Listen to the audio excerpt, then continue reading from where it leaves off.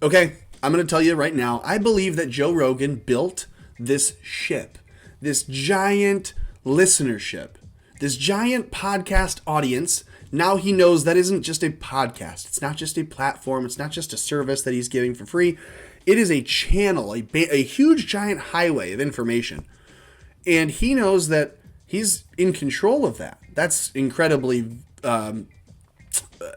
lucrative.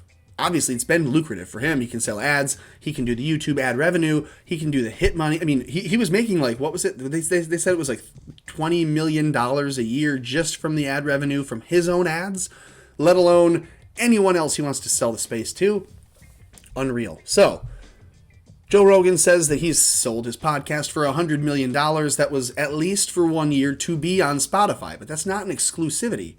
So like new podcasts can still go on to Overshare and to whatever other podcasting client you're going to use to download from the RSS feed. You're also going to still get the podcast for free on YouTube and other places. You're just also getting it on Spotify. And for that, they gave him $100 million minimum. So that's what we know. That's what's been announced. You know that Spotify is owned, right? You guys know that Spotify is owned by Google. Okay, so, Jesus Christ, where is it? Okay, we'll see it here.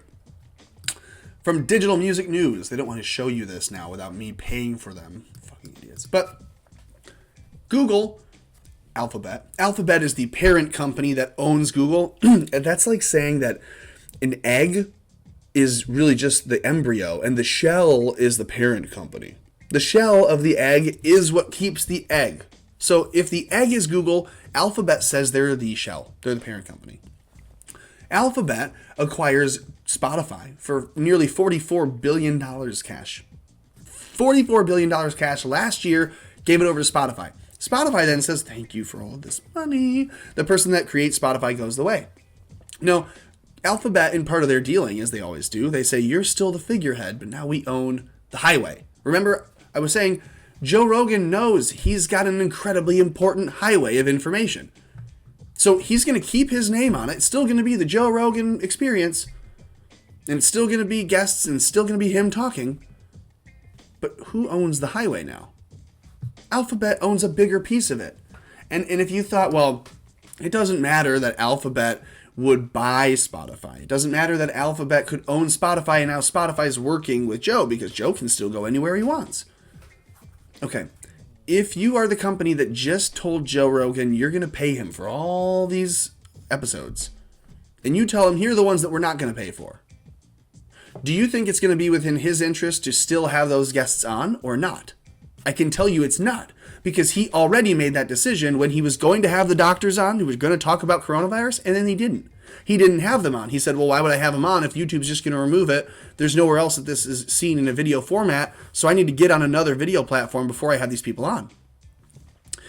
So you heard that and you thought, hey, this is great. Joe's going to move his podcast to Spotify, and that will allow him to have more people on. Except that he didn't. Remember? He didn't. It's now missing more episodes. So the episodes you had on YouTube, and you thought YouTube's censoring him, and he still has those people on, now he doesn't have them on at all. There's no censorship because you don't know it's happening. At YouTube, you saw the censorship. It was out in the open for at least some things. Now he's saying, well, I moved all the episodes over that were worth keeping, that I'm going to continue on with. And you know, it's personalities like Sargon of Akkad, right? Carl Benjamin, just a very nice, posh British boy who, and I'm just kidding, he's a very nice man, and he has no alt-right agenda whatsoever. They're calling him an anti-feminist personality because he got sued by an idiot feminist and he won, so now he's anti-feminist. You see how they do this? So Joe Rogan did the easy way out, the coward's way out. When he went to Spotify, he just dropped those episodes out. He just said, fine, I won't have Alex Jones, the 10 million views in a day on YouTube, the biggest podcast in history, Alex Jones. We just won't have that on. That won't do anything to my Spotify stock, right? Nothing's going to happen to Spotify stock. Whoa! Okay, so cartoonish point. Spotify's down, baby. Down. And do you think that Alphabet cares? Do you think that Alphabet cares? Why would they? You know, Alphabet owns Google. Alphabet owns Google. Now Alphabet buys Spotify. So what if their stock for Spotify goes down a little bit? Who gives a shit? They own the competitor. They already own now Spotify. By doing the Spotify deal, they get rid of Google Play. Can you see this? They got rid of Google Play because what they are dying to have is a monopoly on the highways. So consider now, and the highways of information, if the podcast that Joe Rogan grew is now the biggest highway of information in the world, they have to own it. So buy a company that now can make the offer as a competitor, because right now Alphabet owned Joe, and he was kind of bucking back a little bit. He was like, no, I want to have these people on. I want to do this. I want to fuck YouTube. We can go anywhere else. Who else wants to host my thing? Because I'm gonna leave YouTube. That's what he said publicly. So Alphabet buys Spotify. Then Spotify, as like the side of the Alphabet's mouth that they haven't heard from yet, says, hey, Joe, we'll make you a deal. Why don't you come over here? We're going to flood you with cash. And we're going to buy your highway. And then, just so you know, instead of every once in a while we ticket a car that goes down that highway, now we're just only going to have cars go down that we allow. So we'll never have to ticket anyone. It'll never be speeding, racy talk. No one will ever get in a car crash, say something they should be canceled for. No one's going to rear end somebody or insult someone or dead name them or shame them, because we're just not going to have those people on. So you see that Joe Rogan then has Miley Cyrus out on his first episode or something stupid, or the second one was Miley Cyrus. The first one was Mike Tyson. Fine, cool episode. Where's Joe having Alex Jones on, like we heard about was going to happen for a year? Oh, I'll have him on when we can leave YouTube and really talk about the good stuff. You have that freedom, you said. And so here's my thing. You have Google, Alphabet, pulling the plug on Google Music. Okay, not a viable highway. Pull the plug on this highway. No one's using it. Got rid of it. Then you see Joe Rogan goes to Spotify. Great, well, good for him. And we all talk about this buzz, like, Joe Rogan moved to Texas, and Texas doesn't have an income tax. That's why he's moving, and he's leaving California for the money, and he's only leaving for the money for Spotify's exclusive deal, because now he doesn't have to be censored. Run all those points back and just reverse them and see if it makes more sense. Joe Rogan just moved from the left-hand pocket of Alphabet into the right-hand pocket of Alphabet. He got paid $100 million to do it, and got to leave California and probably get out of whatever trouble he's in. Let's just assume he's in some trouble because he's friends with all the people who are. And then we'll say, fine, if Joe Rogan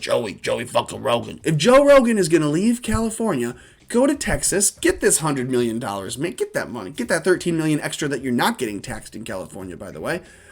Leave, but don't leave before you have all of your buddies on to tell us things, right? Because, I mean, okay, I pointed this out. This only says Mike Baker's name on it, but do you guys understand anyone that was ever in the creative artists, creative adult artists, the CAA, or the Creative Artists Association, is the CIA's arm in Hollywood? Any of those people, and they're like half of his recent guests, have been on Joe Rogan.